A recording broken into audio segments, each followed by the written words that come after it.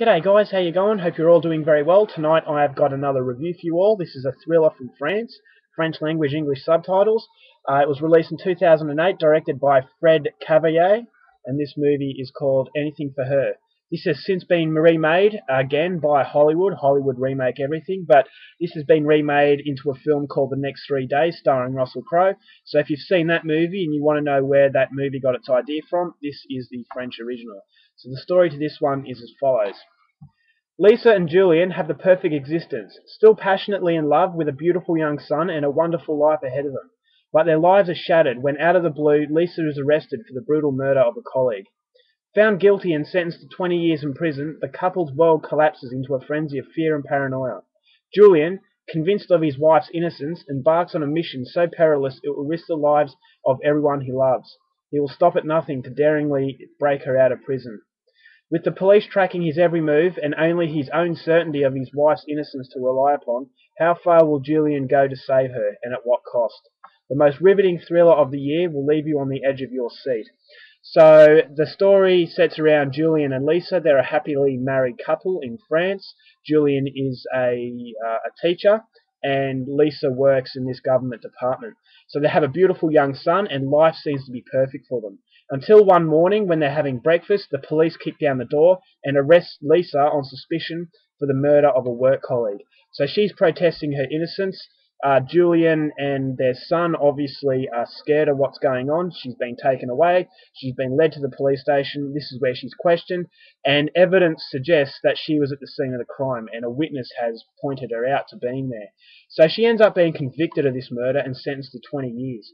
So Julian and her son, they're left alone, and they want their wife and mother back. So everyone else is convinced that Lisa did it, and Lisa basically resigns to the fact that she's going to have to stay in there for a very long time, and she even becomes suicidal. So Julian has he's exhausted all opportunities, all options, and he basically is told to just accept the fact that she won't be around for 20 years. But he doesn't want to resign to this. He wants to get her back, and to do this, he has to break her out. Now, because he is the only one that's certain of her innocence, he has to do it by himself. But in order to get this done, he has to rely on a few seedy individuals to help him out.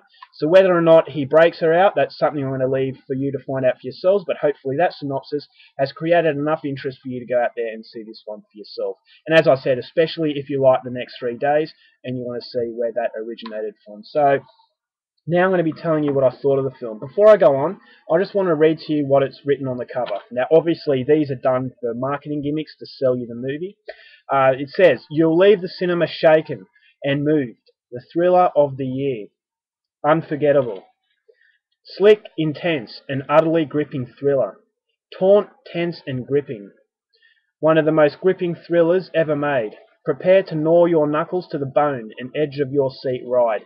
So just by that, I was really building myself up to a really memorable experience. And being a French film, also, that's another really good thing. So my expectation levels were huge. To say that this is one of the most gripping thrillers ever made, they are big words. And I kind of knew that maybe it wouldn't live up to that expectation, but I had a high hope that it was going to be very good.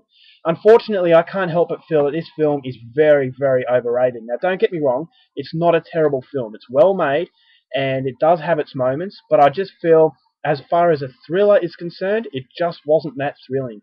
I just felt that I was a little bit shortchanged. Now, my biggest problem, the acting is great. Diane Kruger, who plays Lisa, I thought she was excellent, and I really liked that character. She's a very sympathetic character, and you really wanted her to see her life get what it deserved.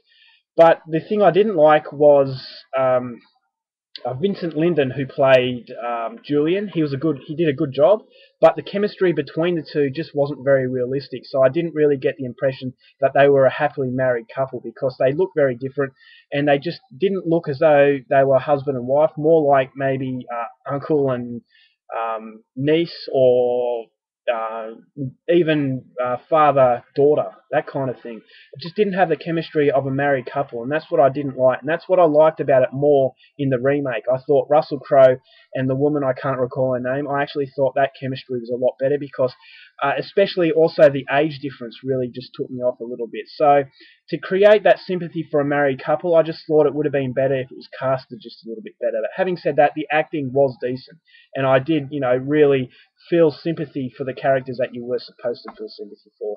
Now, it was gripping enough, but it just didn't go to that really high level that the remake does. I actually thought the remake was actually a superior film, and that's saying a lot because I usually don't rate Hollywood remakes better than originals, especially when they're foreign originals.